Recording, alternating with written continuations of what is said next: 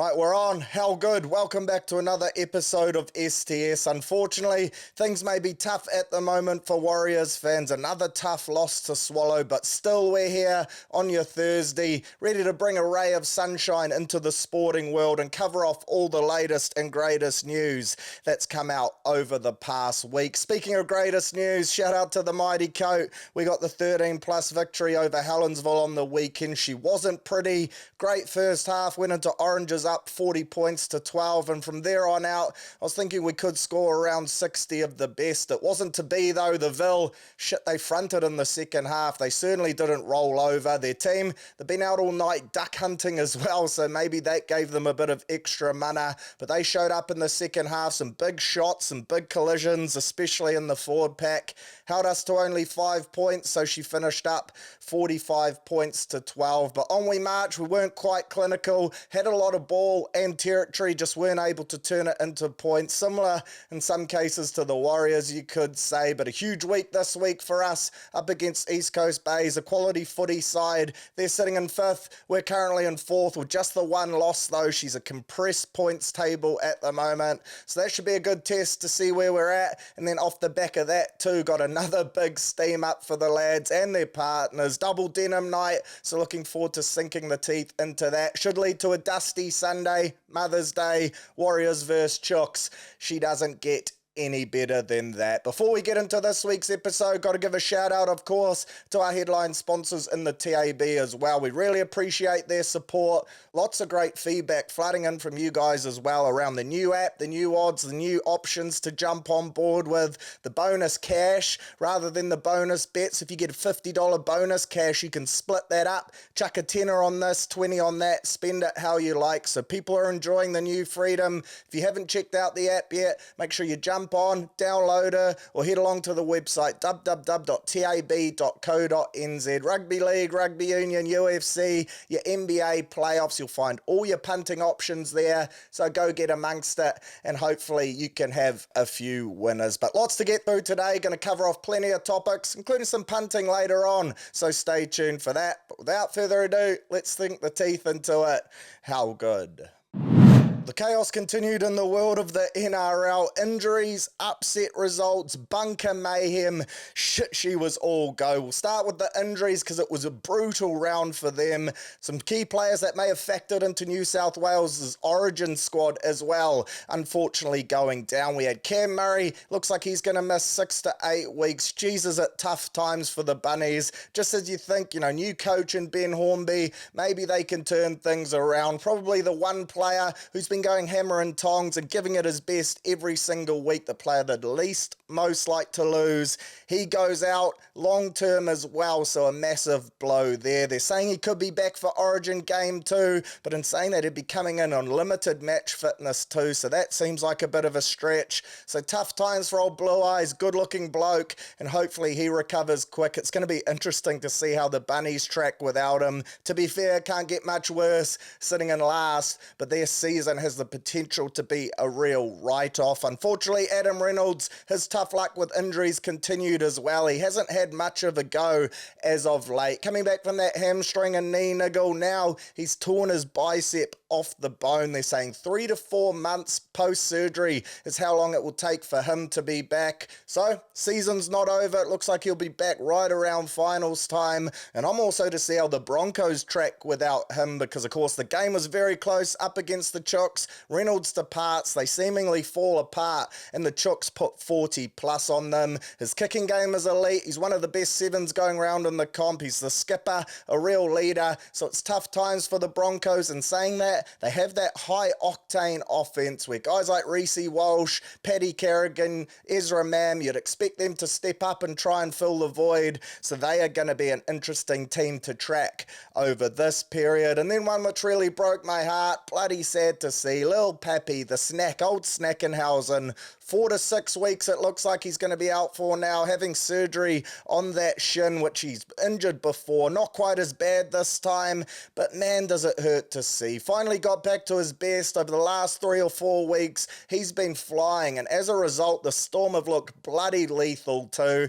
I think it was on last week's pod where I said they probably still have the best spine in the competition. When you go Pappy, Grant, Munster and Hughes, they are deadly. Unfortunately, he's going to miss at least a month. Fingers crossed it's no longer than that and he can get himself back, because when he's in full flight playing some of his best code, shit, is he a pleasure to watch. In terms of your other big talking points, lots of transfer news and rumours still floating around this week. We have David Fifita. The market for him has been going insane. He has a clause in his contract with the Titans that he has to have activated by round 10, so before tonight, that says he can get out of his Titans contract for next year if they're not sitting in the 8 at round 10, which is pretty wild. The fact that the Titans would even put a contract to a player like this is pretty insane. I understand Tino Fa'asua-Malawi, the club's captain, has even more of these clauses in his contract too.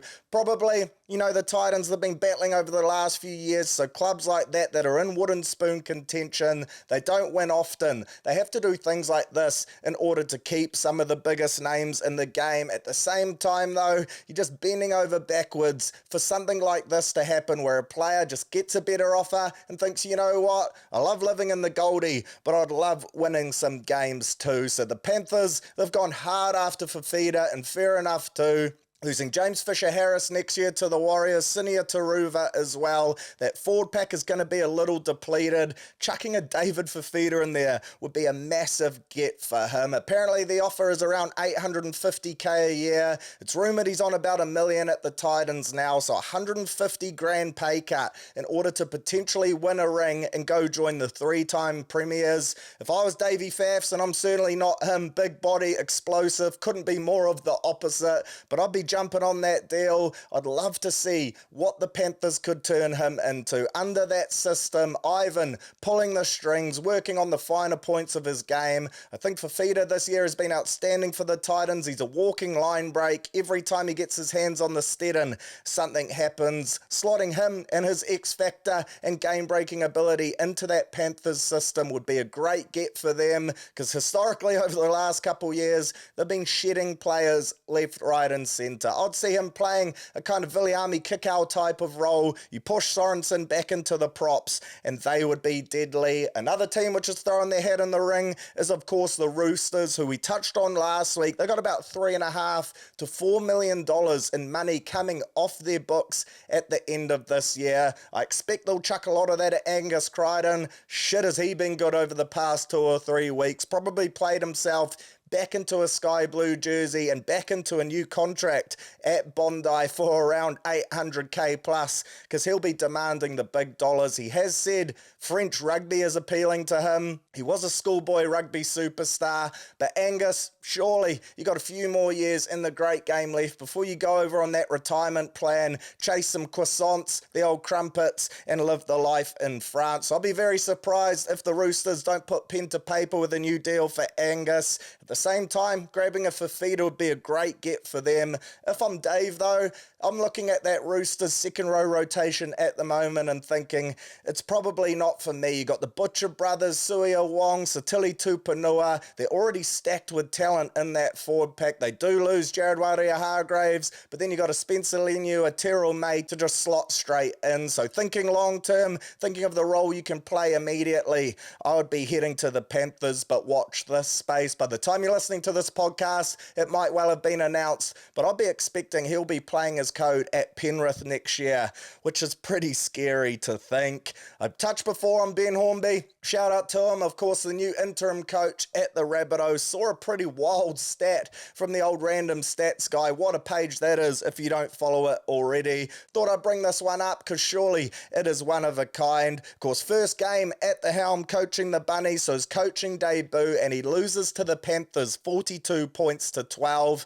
He actually lost his playing debut against the Panthers 42 to 12 as well. So crazy scenes, blew my mind when I saw it, so just thought I'd chuck her in here to keep you on your toes. Some other NRL news, big Valence Tafari, and this one breaks my heart. It appears he's got no contract offers for next year. The potential with this kid is massive, but obviously he's got some off-field stuff going on. Rumours out of Dolphins camp is that he's already put on most of that weight that he lost during pre-season. Doesn't seem like the hardest trainer.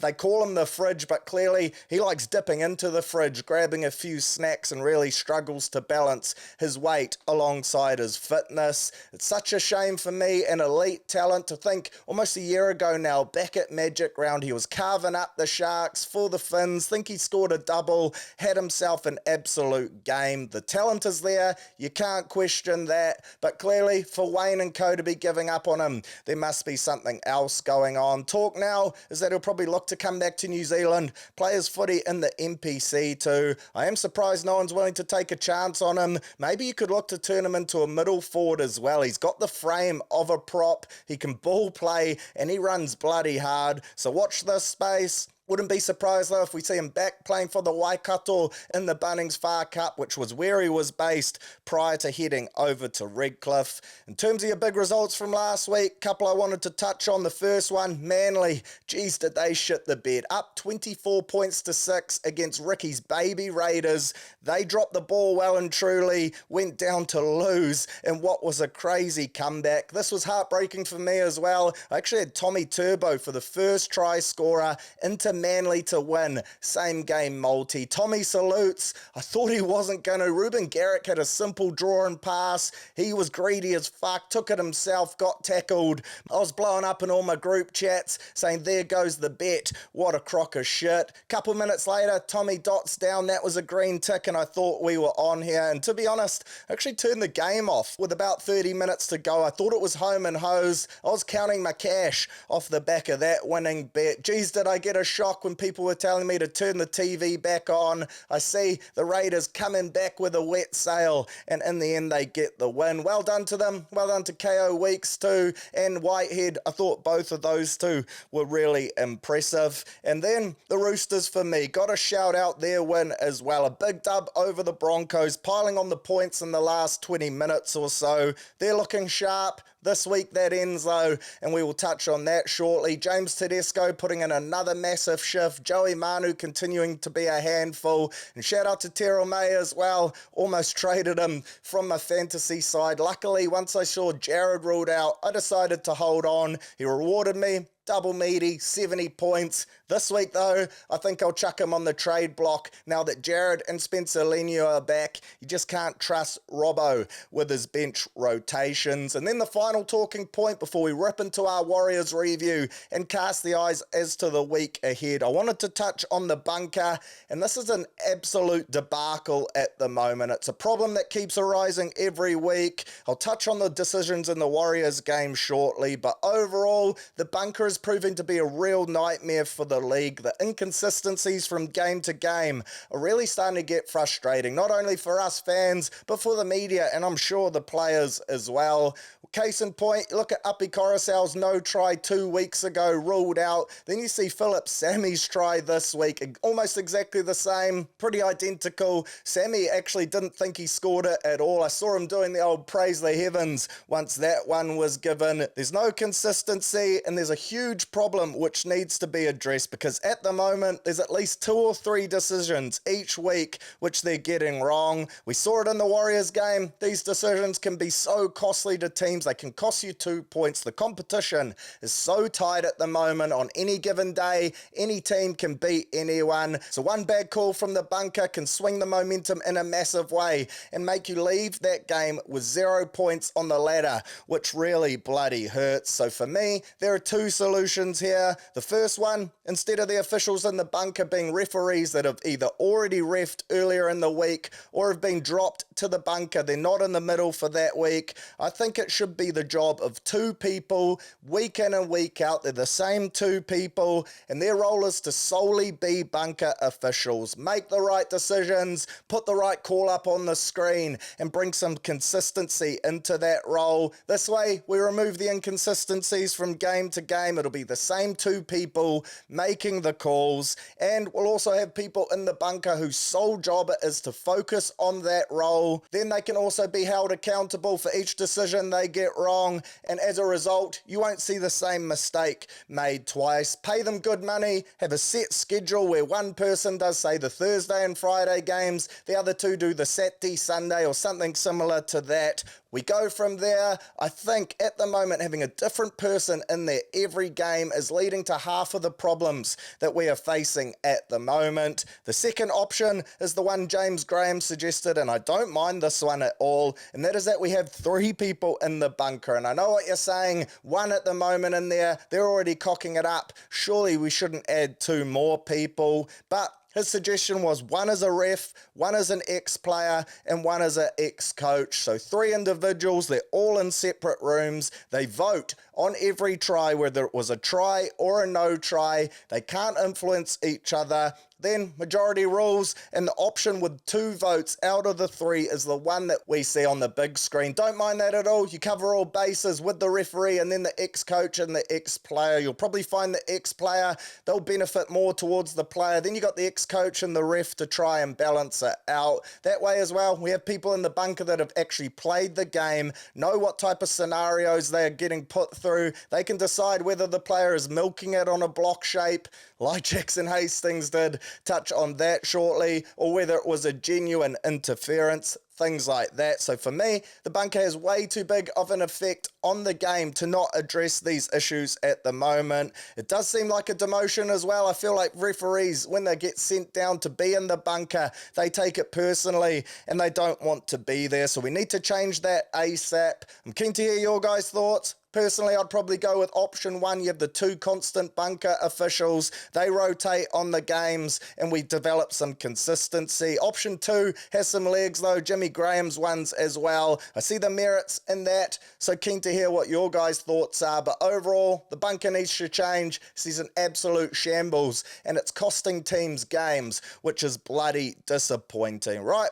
Onto the Warriors game, and as I alluded to, there'll be some bunker chat in here as well. Obviously, a tough loss for the lads at Newcastle. Not an easy place to go and get the win, especially in conditions like that. I don't think we realised through the TV screens at times just how bad that rain and the wind was at Newcastle. Shout out to the Warriors fans as well. There was a couple thousand of you who braved the conditions and still rep the colours. Shit, do we appreciate ya. Again, we're well off our best though. Another disappointing performance where at times we looked like we were going to score points, but we just lacked that polish, that X factor to get it done. Too many errors, too many defensive mistakes, and the killer for me, and Webby touched on it in the post game, was the piggyback penalties off the back of when we were starting to establish some momentum. Have a couple good sets, put them in bad field position with a good kick, get down there, make a nice tackle, then piggyback penalty, all that pressure is then relieved, and before you know it, you're back defending your try line. You just can't win games doing stupid shit like that. And saying that, again, we had the opportunities to win the game at the death. We just didn't throw enough variation on attack to trouble the Knights. Teams know what we're doing. It was another week of this right side dominated attack that teams have studied now. They know what's coming, and as a result, they're loading up numbers on that right side, crowding the ruck to limit Wade Egan's ability to get out and ball play, and then by the time Dallin gets the ball on the wing off the back of the double down lines, he's got two or three players just sweeping across to wrap him up, either take him into touch or he has no choice to go to ground. So we certainly need some variation there. I do have a couple bones to pick, of course alluded to them before. The first one, the Dallin no try off the back of being tackled in the air. That has to be a penalty try for me every day of the week. If that is not the perfect example of what should be a penalty try and what constitutes one, then I don't bloody know what is. I see Graham Annesley, he's come out saying there is no way you could guarantee he would score, so in his opinion,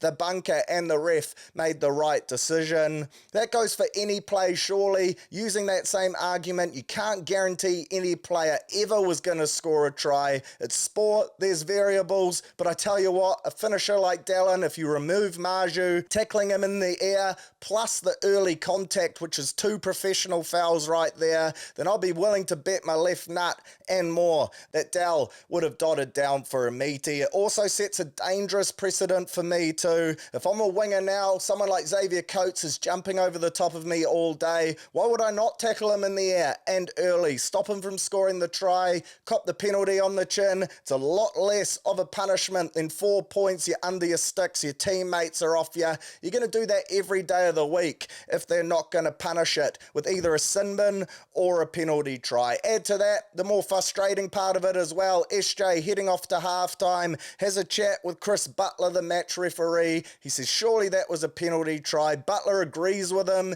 says that he thinks Dal would have scored, but the comms they've been given throughout the competition is to not award a penalty try there. An interesting conversation. Graham Annesley in his refereeing review actually said that that is not the case. Referees haven't been told that. So clearly there's a communication breakdown here and something they need to get sorted ASAP. For me, that was a try every day of the week, right before halftime. That could change the momentum of the match and as a result, the outcome of the game. Bloody tough to swallow. It seems like time and time again the Warriors are on receiving ends of these types of calls and it's bloody getting frustrating. The second one, to me, I can cop a little more purely because it's been officiated like this for years now. Still doesn't make it right and it's still incredibly annoying when it happens to your team, but it is what it is. And that, of course, was the penalty for obstruction on Jackson Ford running into Jackson Hastings. The old Jacko on Jacko, like I touched on before. Again, Dallin's try gets ruled out as a no try.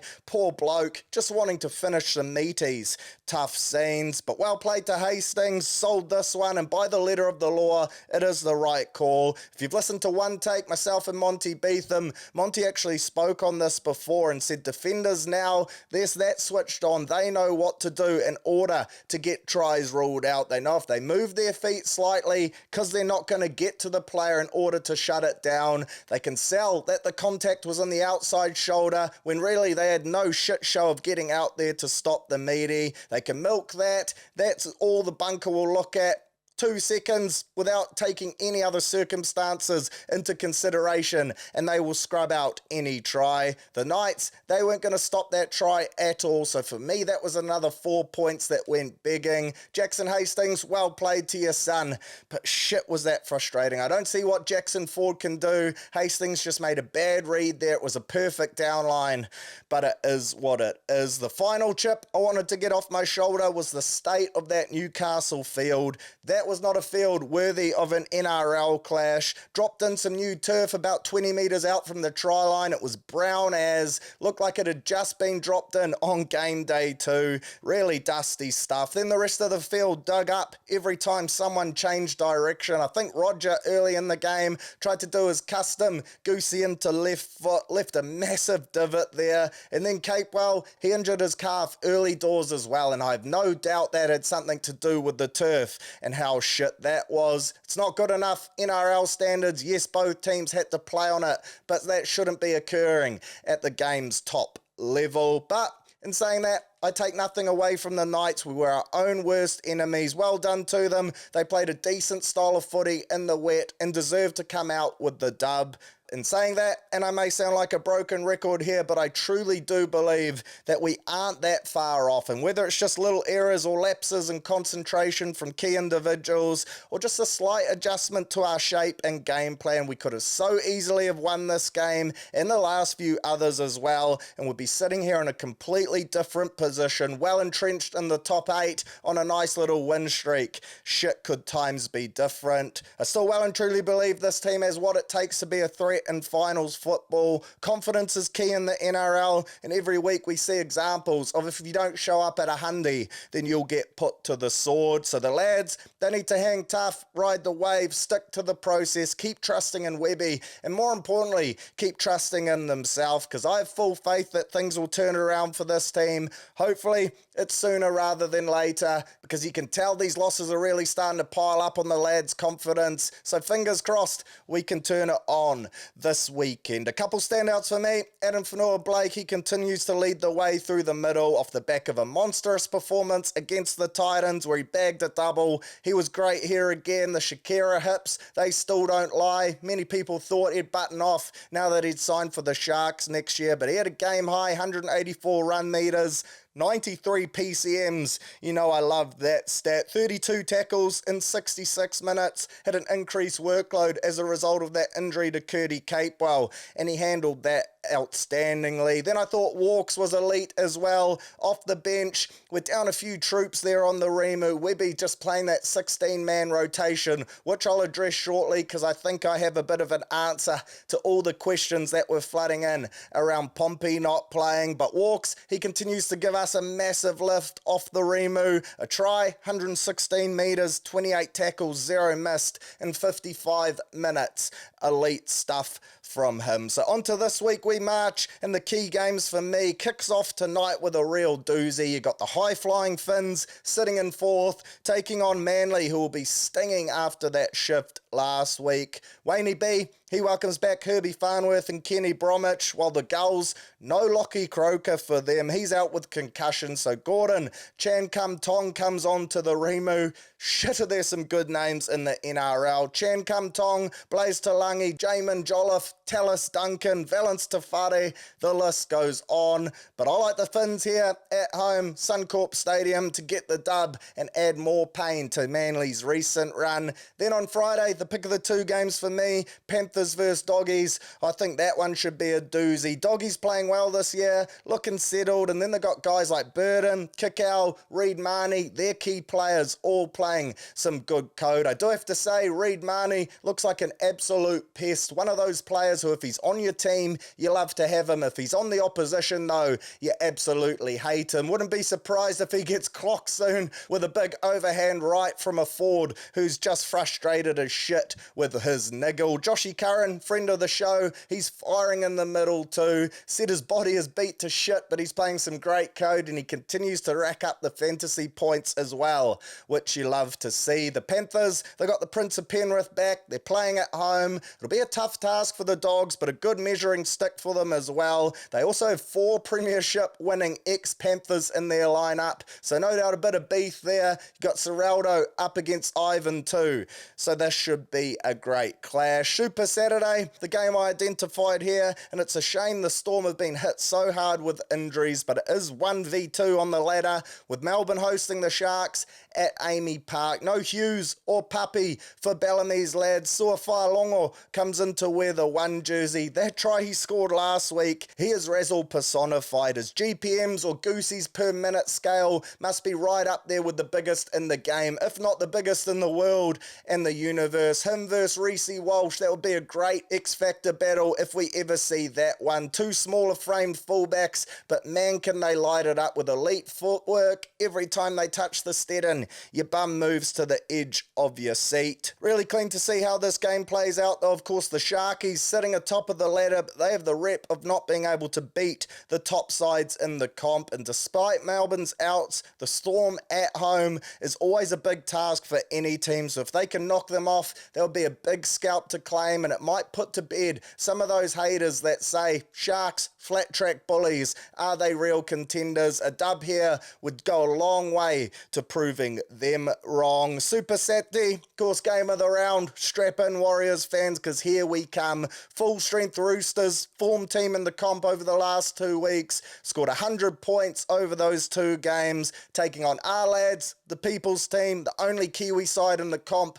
the 1 New Zealand Warriors. Everyone's writing us off, saying you could almost put a line through us if we lose the next 2 games. Well, I have some news for you. The boys are coming into this one bonded and ready to rip. In Make no mistake, it's going to be a huge task. Roosters in peak form, Warriors off the back of a disappointing 4-game stretch. But at the same time, what a better way to flip the narrative on the season. Nothing to lose, no expectation amongst the fans. Go over there, get the dub. All of a sudden, everyone is back on board and the script is flipped completely for the Roosters. Massive ins for them, which has got Warriors fans trembling in their boots left, right and centre. It's the first time they've been able to field their strongest 17 so far this year. And when you look at the ins, Daniel Tupou, Jared Waerea-Hargreaves in game 300, Spencer Leniu and Victor Radley, it certainly does look intimidating on paper. Add to that, you got Teddy back to his best form. Joey Manu, touched on him before. He is dangerous as Dommy Young, Luke Keary, Sam Walker, and then that pack with the cheese running amok, Lindsay Collins, Angus Crichton, and a Rimu stacked with Terrell May, Spencer Leniu, White, and Connor Watson. It really is a bloody good squad. At the same time though, I'm backing our lads to go over there off the back of a huge camp and pull off a big result. Good to see the boys. They stayed over in Australia, been based on the Central Coast, and I think 7 days of bonding will be massive for them. Now than ever, the boys need to come together. Being in each other's surroundings 24/7 will do just that. The noise is getting loud from outside of the camp, but inside they're strong and as tight as ever. So I'm looking forward to this game. In terms of our team, 1 to 17, not a lot of changes for Coach Webby. Backline remains the same, much to many people's despair. And then in the forward pack, Mitchy Barnett moves to the second row. As a result of that Kurt Capo injury, Bunty R4 gets the start. Thought he was bloody good last week. And then on the Rimu is where there are a couple changes. Dylan Walks, he will finally play his first game paired with his Bull Bash brother for 2024. Jazz Tavanga is back from that hamstring injury and looking to run amok. Good stat for us with Jazz as well. We actually haven't lost a game with him on the bench this year. Bet the Raiders, bet the Knights, bet the Bunnies in the draw against Manly. So I'm looking forward to seeing his impact. He's a bloke that will just rip in, leave it all out on the paddock, hammer and tongs regardless of the circumstances. And I think we're going to see a similar energy lift to what we saw last year. Inject them both at a similar time in the game and watch the boys fizz up. Then to round out the interchange, you have Tommy Ali and Adam Pompey again in the 17. No Q&A this week, but I will say the majority of the questions were around Pomps being in the 17 jersey. Why is it not Zion? Why is it not Laban?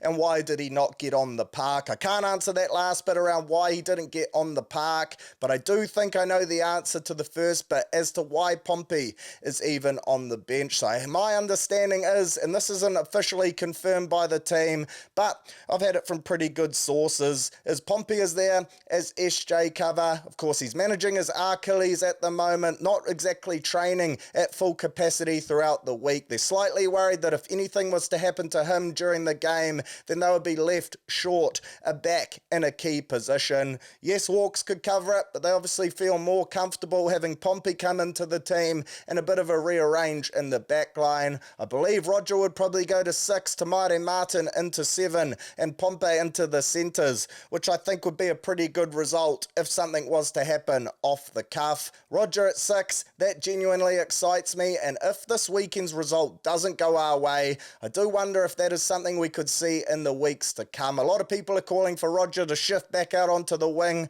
or maybe even fullback, but we all know Chance is our fullback, so let's not even go there. I would like to see Roger at 6 though. I think the loss of Luke Metcalf has hurt our attack so much. His flair, his razzle, his ability to break the game open, attract defenders, and balance out our left side to give us a threat there. Not having him in the lineup has certainly made us a lot more predictable. When you think of Roger, you think flair, razzle, can make something out of nothing, a player that other teams have to chuck defenders on. Chucking him at 6 could be a very enticing option, and one that I would love to see happen the more I think about it. So hey, you never know. If the result doesn't go our way this this week, then perhaps that is in the pipeline. Hope I've answered a few queries or questions there, though. That is, to my understanding, the reason Adam is in the 17. Then on the extended, you have Jacob Laban, Taintuau Piki, Zaimau, Edward Kossi, and Freddie Lussick. Good to see Freddie back off the back of that suspension too, and if he makes his way into the 17, he'll relieve a bit of the pressure around Wade. I don't expect any changes there to that bench though, so I think we will line up as named. Big game for us, nothing to lose, chuck the textbook at it and let's see how we come out. You've got to keep in mind as well, prior to this 2-game win streak from the Roosters, that only won one of their last 4 games, so they are beatable. They appear to be on a hot streak at the moment, but if we rock up 100%, throw some different shapes at them, limit our errors, back our discipline, and bring back that lockdown D, there is absolutely no reason why we can't go over there and get the 2 points. We're certainly capable of doing so, and I can't wait. Sunday Arvo, 4 p.m, strap in. She's going to be an absolute doozy. Keep the faith, Warriors fans. Dubs are on the way. Super Rugby, and shit, I can't wait for this week. Round 12 getting underway with a lip licker of a contest. Canes up against the Blues, Saturday Arvo. How good is that going to be? Before we look ahead though, we must reflect on the past with the Swills bouncing back in a major way, getting a dub over the Tars to put themselves back in the winner's circle, 41 points to 12. An impressive shift for the lads from the capital. Congrats to TJ Perenara, claiming the Super Rugby try scoring record with a nice late meaty off the bench. TAB told me he was paying $12 to dot down when he was injected into the game live, so if you got on him at massive odds, then that was a great punt. Now 1 try ahead of the bus, Julian Savia, keen to see how that battle plays out. I thought the Canes, they looked great on attack in this game. Their skill set was on display, 1 to 15. Their short interchange passing between their forward pack is really impressive. They look fit, they look skillful. I wonder if Clark Laidlaw and his Sevens coaching background has a fair bit to do with that. They did lose their flow a little in the second half, but the game was well and truly done by there, and they were way too good in the end. A great dub from them. Then we had the Rebels taking on the Blues in a game that I was pretty cautious heading into. Of course, the trend throughout the Super Rugby we've seen is Aussie teams come over to New Zealand, get pumped, but then head back home the week after and pull off the upset. So I was on high alert that the Rebels could be cooking up something similar. Fortunately though, the Blues, they were firing in the second half, scored 26 unanswered points to win the game 38 points to 11 and do so in clinical fashion. I thought the defence again was unreal, letting in 0 points in the second 40. Mark Talia, he was outstanding on attack as well. A big win for the high-flying Blues on the road against the Rebels team that has the potential to beat anyone at home on their day. Well done to Vern Cotter and co. They're looking a very good football side at the moment, and you'd have to say over the last 6 weeks or so, probably the form team of the competition. Moana, unfortunately, they couldn't get the Chockies at home in Tonga in wet weather conditions, but still, that didn't stop the crowd, the locals, from turning up in a major way. She was pissing down, windy, it was an intense game, but still the fans, they looked like they were having the time of their lives. You saw blokes doing backflips into puddles, the crowd was singing, they had the band going, it was absolute scenes, and this to me was a testament as to why Moana, they need to be playing regular games in Tonga, in Samoa. The support they get from the locals and those communities is second to none, and surely it would have a positive effect on their footy as well. I thought the Landers looked good in the wet. They played that possession and territory game a lot better than Moana did, executed the better of the two sides. Again, key errors at poor times for Moana really hurt them. They didn't stop trying, they didn't let the faithful down, and it was a performance where they could probably hang their head high. Disappointing they didn't get the dub. At the same time, massive win for the Landers, who really needed that one. They're now sitting in 7th and looking like they could be a playoff team, which a few weeks ago I'd put a line through them. So well done to the Spates Soldiers. Crusaders versus Reds, massive dub for the Reds. Their first win against the Crusaders since 2011 and their first win in Christchurch since 1999. So massive scenes there. It was an exciting game to watch. I thought the Crusaders actually showed some real grit and perseverance to get themselves back into the game. Reds, though, that high-flying offense, they score some beautiful-looking tries. They're well-structured. They got a good mix of X-Factor razzle and also playing the game by the textbook. I thought David Harville looked pretty strong in the 10 jersey for the Cruisers, and now I think they need to pick and stick with him. If he is going to be their pivot, then they need to give him the rest of the season in the saddle. For me, 10, it's such a key role. That's your game driver, the one who dictates your game plan and how you play throughout the contest. Every second or third week, they've been jumping between players, can't establish combinations doing that. So if Davey's your guy, then they need to pick and stick with him. And I think as a result, you'll see some better footy being played from this team as well. Disappointing for them to pick up the loss. They do have a pretty tough run home as well. They've got to take on the Blues and the Brumbies over the next couple of weeks. So every game for them now becomes a must win. They're only 4 points outside the 8, but there's only 4 games left. You don't want to finish 8th, or else you'll be taking on either the Canes or the Blues away, and that is probably where your season ends. So do or die now for Rob Penny's lads, and keen to see how they respond this week. Then you had the Chiefs taking on the Force. Chiefs just way too good for the lads from Perth. Started fast, dominated from the outset, scored some great tries in doing so. Most pleasing thing for them too,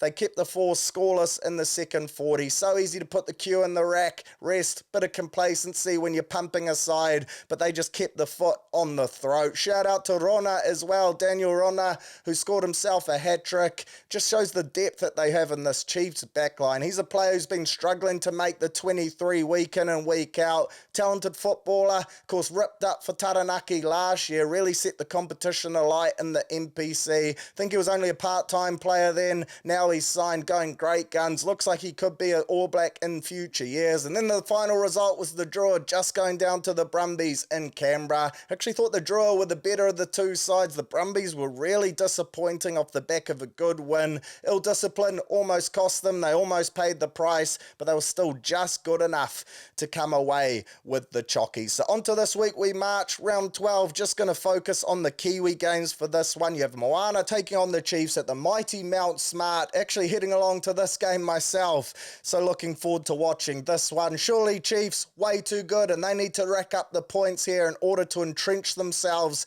in the top 4. They've still got to take on the Blues and the Canes, so you need to win these type of games in order to secure that you're not going to be on the road come semi-final or quarter-final time. So a big result here. Would love to see Moana get up and really push them. I noticed the line on the TAB is 29.5 points, which is a lot, but I do think it could be one-way traffic and Chiefs mana will be too strong. Then Saturday Arvo, this is the game you're going to want to watch. 4:35 p.m. This is Super Rugby as it should be. First versus second, Blues versus the Canes. Hopefully a decent crowd at Eden Park. This one has the makings of the blockbuster. They haven't played probably in front of more than 4,000 or 5,000 people, the Blues. So fingers crossed people show up in big numbers and give this game the respect that it deserves. High-flying attack of the Canes up against the Blues side who have really based their game around their defense this year. Don't get me wrong, they still have plenty of razzle themselves, but for me it's been that blue brick wall which has really set the tone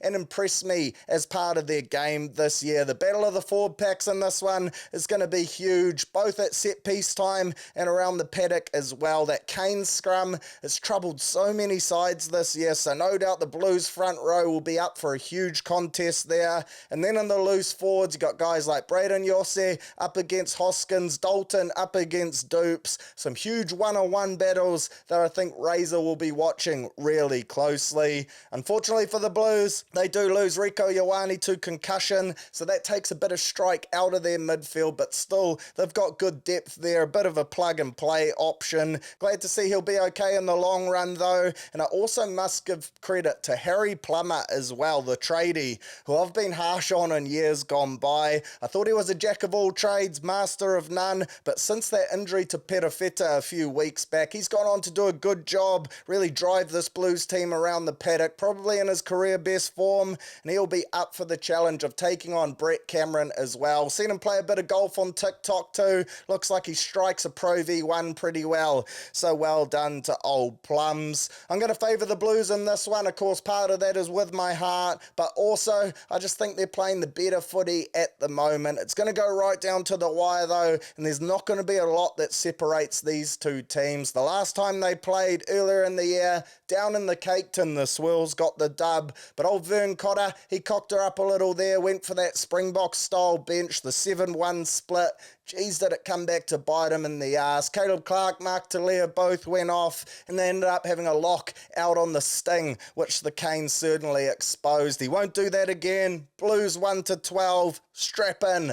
This is going to be a doozy, and it's going to have huge ramifications on the competition as well, probably determining who finishes first and who finishes second in this competition. The last New Zealand game to touch on, Landers taking on the Crusaders down in the Sistema lunchbox. Recording this late on a Wednesday arvo, so teams haven't been named as of yet, but I do wonder if it's time for Cody Taylor to come back into this Crusaders lineup. As I touched on before, got a pretty hard run home with 2 tough games, so it's do or die for them. They need to go down to the Landers and pick up the dub. The boys from the Dirty South, they'll be pretty confident too after going over to Tonga and pulling off what was an upset win. They'll smell blood in the water anytime they can get a win over their close town rivals in the Crusaders, and they've been few and far between, to be fair. If they could get the dub here and claim bragging rights as the best team in the South Island, then that would be huge for them. So expecting a tight clash there. I'll probably go the Crusaders to win this one,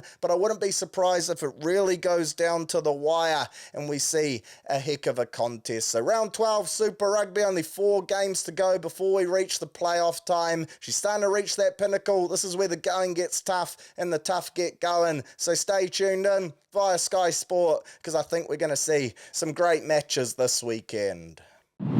Weekly wrap time now. Shout out to both the Sevens teams who picked up the dubs in Singapore. Black Ferns, they bet Aussie in their final, and then the All Black Sevens lads bet Ireland as well. Looks like we're really starting to peak in the Olympic year, which you love to see. Of course, gold medals is always the objective for the Sevens program. The men's side in particular, they've been a bit shaky over the last couple years, so good to see them racking up dubs. And our Black Ferns Sevens team, they just continue their dominance that they've had for the last 10 or so years, to be fair. Shit, do they play some good code. Shout out to the Wellington Phoenix as well, who have the first leg of their semi-final up against the Melbourne Victory this Sunday night, Sunday, May the 12th. Then following that one's on the road, of course. They'll come back home the following Saturday, May 18th. So looking forward to watching them. Get up the mighty Knicks, get around them New Zealand. I still don't think they're getting the support and the acknowledgement they deserve for what has been a hissing season.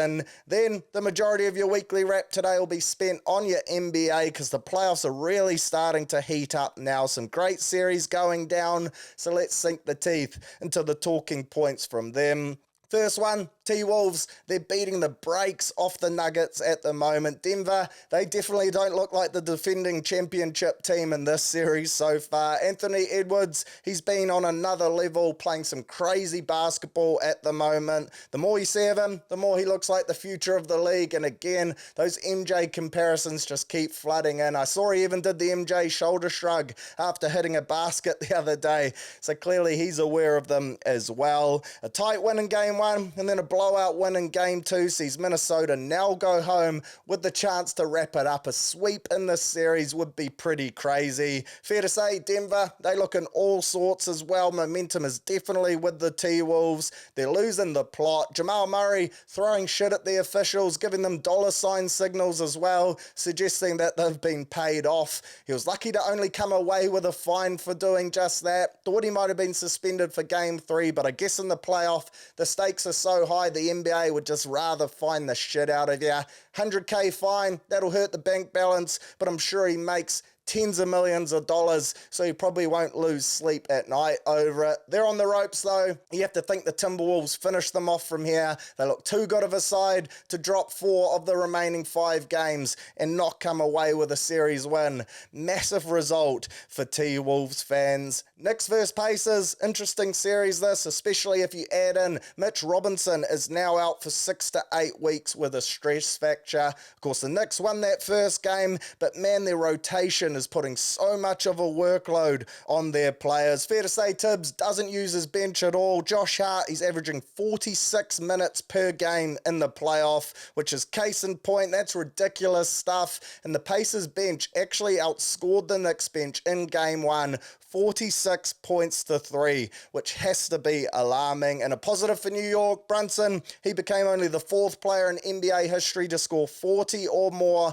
in 4 straight playoff games. So he's been balling out on an absolute tear, and you'd have to say him and Ant probably the form players of the finals so far. But I do think their lack of a bench or Tibbs' reluctancy to at least give people minutes off the Remu is going to catch up to them. And if they do get past the Pacers, which they should on paper, I think they are the better team, but I can't see them being able to sustain this workload. And if they were to come up against the Celtics in the Eastern Conference Finals, I think that is where their season would end, because the miles on these guys, they must be so sore after all of these games. Speaking of the Celtics, they dispatched the Cavs fairly easily yesterday in game 1, even without Porzingis. Can't see this series going past 5 or 6 games. Boston, they do have a bit of a tendency to play with their food, so I think they might drop a game or 2. But I don't think, in all realisticness, that the Cavs will be good enough, despite Donovan Mitchell giving it his best shot. And then you got the Thunder taking on the Mavs, game 1 in OKC. As we speak, Thunder are up at time of recording. This is going to be a bloody exciting watch. You got Luka and Kyrie up against this young OKC side, which has defied odds all year and proven that they are the real deal. For me, Maxi Kleber being out, that is a big loss for Dallas in my opinion. I like the Thunder to win this one. I do think it's going to go to 7 games though. I think SGA is really ready to show that he is one of the elite talents in this game and that he can do it in the playoffs as well consistently, not just in the regular season. Then in Dort and J-Dub, I think you've got 2 great weapons to chuck on Luka and Kyrie to at least try and limit their effectiveness or do as good of a job as you can on 2 of the game's elite talents. So some great series going down. My predictions on who will advance, I think the T-Wolves get it done. Clearly, that one's written in the stars at the moment. Celtics shouldn't have any problems with the Cavs. I'll back the Thunder to be too good for the Mavs, but that'll go down to the wire.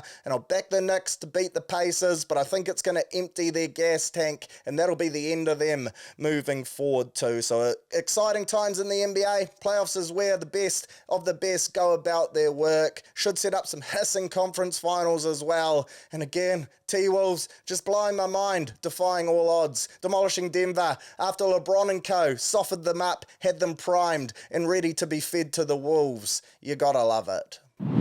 Time to rip into some punting now. Hopefully give you out some tips to have green ticks on your bet slips at the TAB this weekend. We'll kick her off with the NRL as always, and of course your Thursday night footy sees the Finns taking on Manly at Suncorp. Redcliffe, home ground, but they go in underdogs, $2.10. Manly $1.73. I was surprised to see the Finns as underdogs sitting in 4th.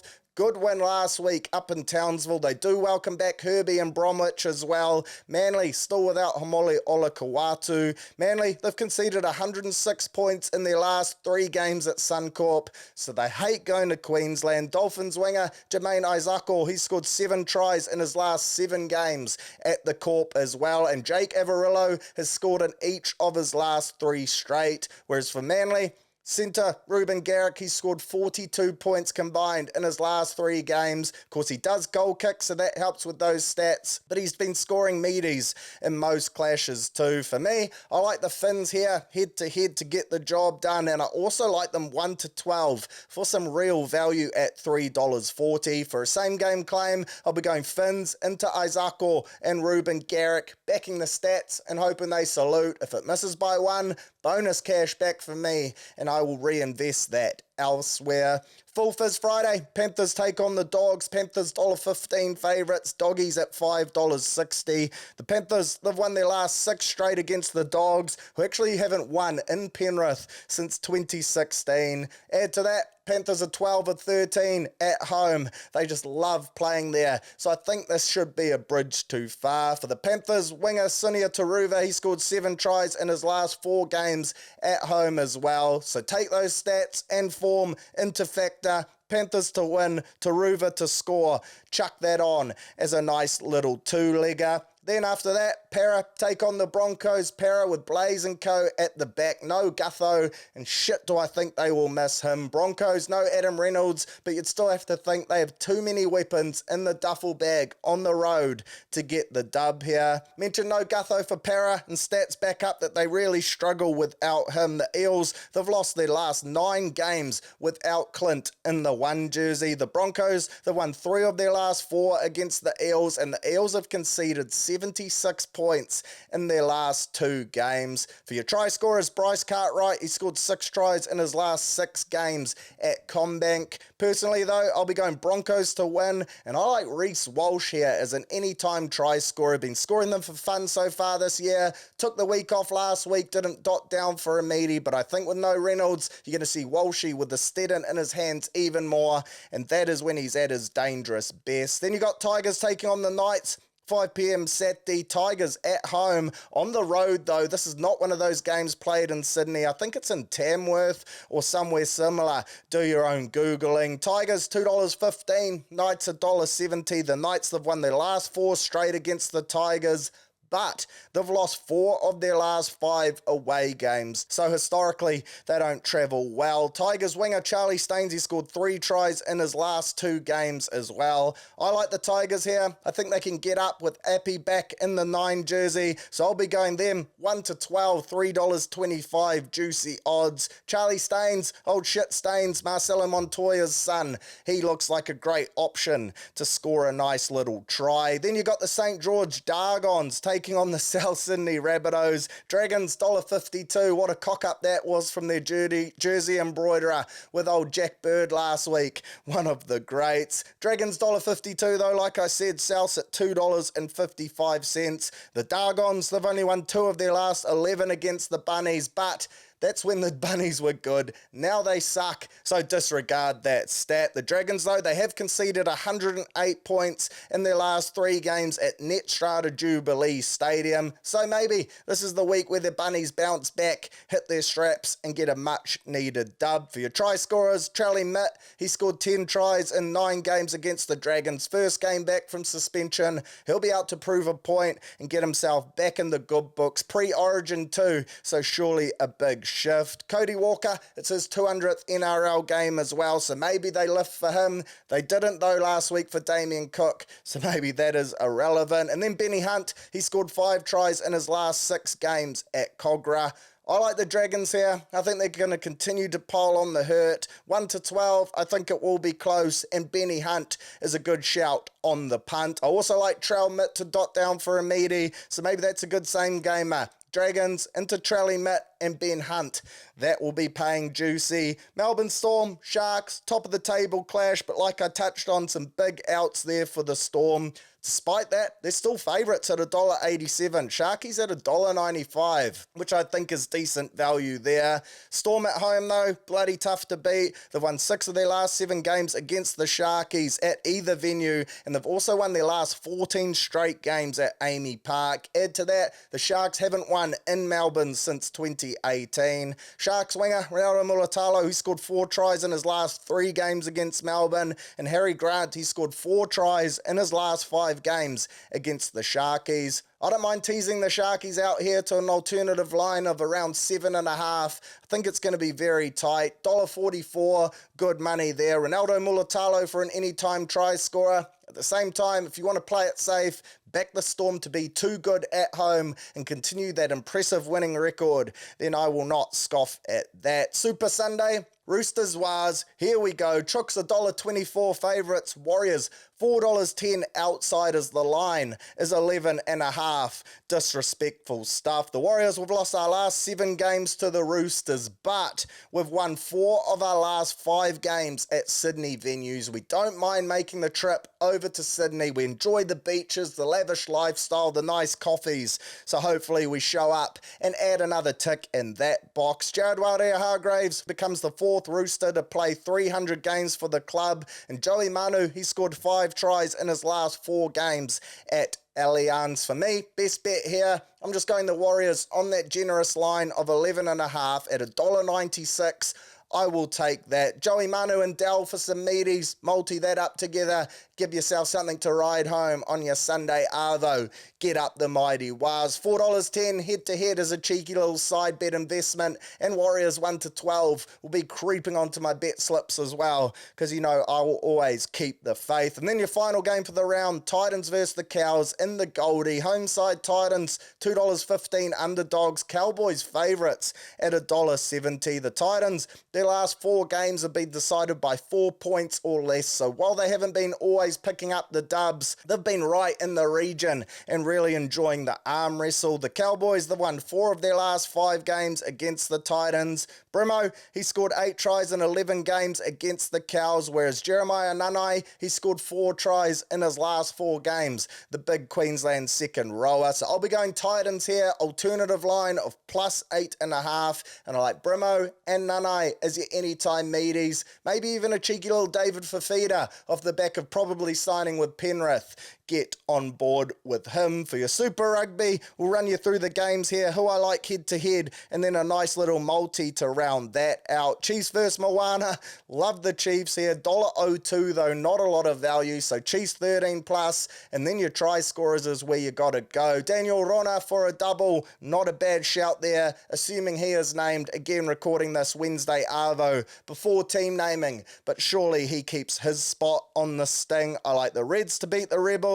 Blues 1-12 in a tight one over the Canes, but if you took the Canes alternative line to factor in, maybe they get the dub, maybe they lose. That would be some smart punting. Landers Crusaders, I'm going the Crusaders, but that's purely based off the back of reputation. Landers alternative point start is where I'll be chucking in my multi, because I think the Spates Soldiers will be up for this one. Tars versus Brumbies, got to go the Brums there, and then Force versus Drua. Interesting to see the Drua are your favourite in Perth. I'll be backing them in off the back of a good performance last week, although wouldn't underestimate this Force side at home. Not an easy place to go and get the dub, as the Crusaders showed us earlier. So my multi for your Super Rugby, I'm going the Reds head-to-head, Blues 1-12, and Landers alternative point start of 16.5. Know what you're thinking? Surely that's only a 3-legger, but I was surprised at the odds. $4.27. Can't say no to that, so I'll be jumping on board. Say Lessie Ray RC. And then in terms of my best bet of the week and my magic multi this week, 8 from 12 are my best bets, and I'm listening to you, the punter. I'm leaving the Warriors out this week, because shit have they been hurting me. Need the dub, so I'm going Sunia Taruva, $1.87, anytime try scorer. Lock it in, he scores a meaty, surely at home in front of his adoring fans, and we get paid. Then for your magic multi, Ivan Leary, this is where I roll the dice, really let the odds get the better of me and chase a big win. I'm going Finns 1-12, Tigers 1-12 over the Knights, they will get the dub as well. And then the Blues 1-12, 3 tight tussles, all small margins.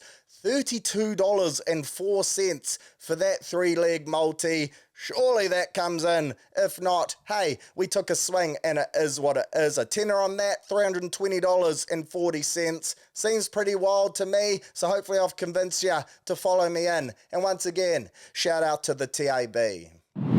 Right, so that's another episode of Surly Talk Sports in the box. Really appreciate your ears as always. Huge weekend of sport. Warriors, no expectations. Go over to Sydney and pull off the upset. Some other great games in the mixer too, including tonight's clash, Dolphins versus Manly, and that Storm versus Sharkies game on your Saturday night should be a real doozy. Super Rugby, Saturday Arvo, strap in, Blues, Canes, you don't want to miss that one. Plus, if you want some entertainment before that, come along to Northcote. Harvey Wright to see the Coat Prems take on Bays. Excited for that game. Next week, I'll be coming to you live from Brisbane, shooting over for Magic Round, heading over early doors though on your Tuesday. The pods will still be up as per usual, so no changes to your regular programming. Plus, I'll be in the mixer with the team on your Sunday, so stay tuned to my Instagram stories for some Warriors fans content and things around Magic Round 2. If you're a diehard Wires fan, hopefully have some cool shit for you to consume there. But enjoy this weekend's sport, plenty on, up the Phoenix as well. Hopefully they go off to Melbourne and pull off the victory. Excuse the pun there, iconic shit. Catch you again, same time, same place, next Thursday. How good?